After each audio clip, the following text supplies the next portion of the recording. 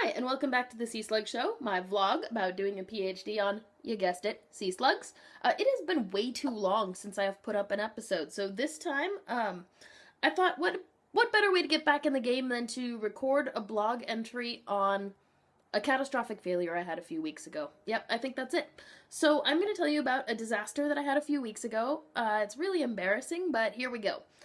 Recently I've been working with antibodies, and I'll explain what I've been doing with antibodies another time. But for now, all we need to know is that they're a very sensitive biological material that you have to transport, and they have to stay frozen until you actually want to use them, because otherwise they'll denature and fall apart and they won't work. So the antibodies that I needed to go pick up were at one of our partner labs from one of my other professors, Professor Preisfeld, in Wuppertal, which is about an hour and a half train ride from Bonn, from where I am, which isn't so bad. It's not that long, but you have to keep something frozen for that whole time. So the night before I was going to go pick them up, I got some dry ice from my roommate, and we decided to transport the antibodies in a container. Because I didn't have a styrofoam box or anything like that laying around, we thought maybe the canister would be okay.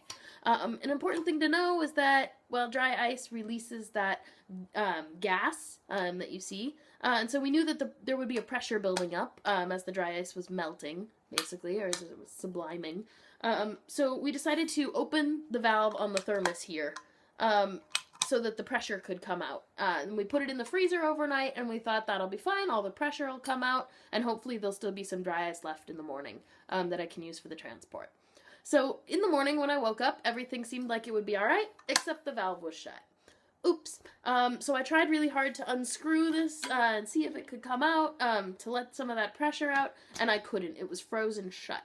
So I put it in my backpack and figured, well, maybe by the time I get to the train station, the cap will have melted enough that I'll be able to unscrew it and let some of that pressure out so that I don't have a crazy explosion or anything like that.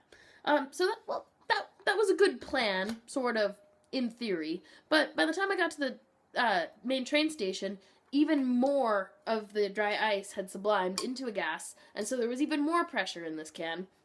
And while I was sitting there waiting for the train, I heard this really loud noise. It sounded like train brakes. So at first that's what I thought it was, and then I realized there are a lot of people who are looking at me or in my direction. I was like, what's going on?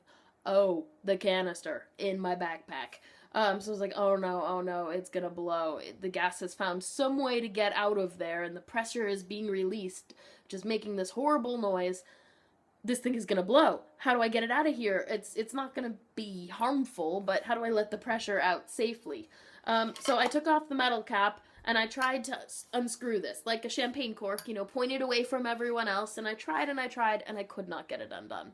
So a really nice guy who was sitting next to me said, oh, do you need help?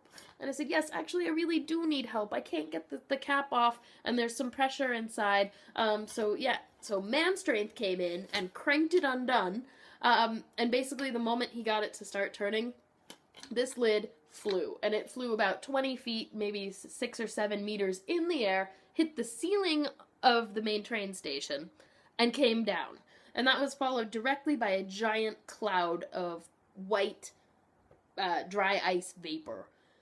So basically, what I was left over when all of this came floating back down to Earth were these two pieces here. See this little rubber gasket from the inside, the seal, and part of this whole thing. This whole thing just exploded into a million shards. These were the only two pieces that were big enough to pick up with my hands, without tweezers. And then this giant cloud of what looked like white powder that came raining down on everyone sitting around me. Made a huge noise. Everyone was looking.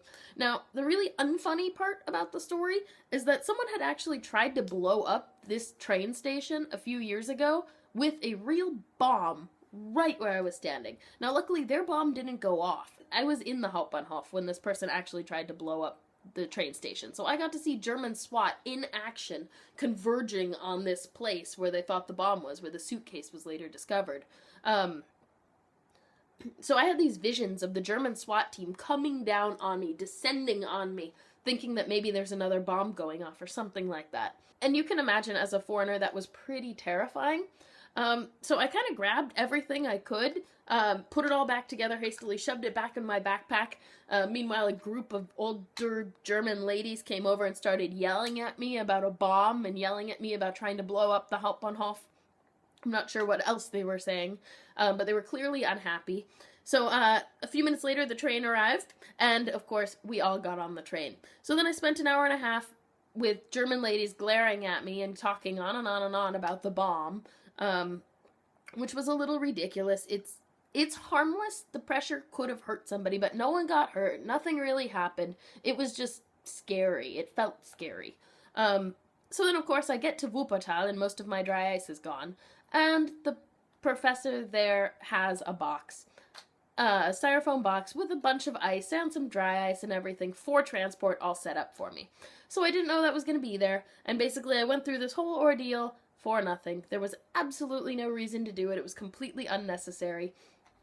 But it happened. I learned a very valuable life lesson all about how pressure, and basically it found the weak point was this cap, was this valve right here, and it blew sky high, or at least train station ceiling high. So that's the story of how I accidentally almost blew up the Hauptbahnhof completely by accident, and learned a very valuable life lesson. Had a few heart attacks. There were probably a few other people who had some heart attacks, so apologies to the local citizens of Bonn. Yeah, that's the story of almost blowing up the Hauptbahnhof.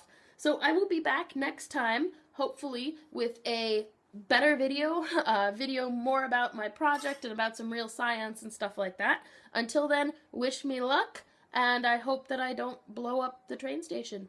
I certainly don't intend to. So, that's it from me this week. I'll see you guys hopefully next week or sooner with some real science episodes that actually talk about what I'm doing. Thanks for watching, and feel free to subscribe. See ya!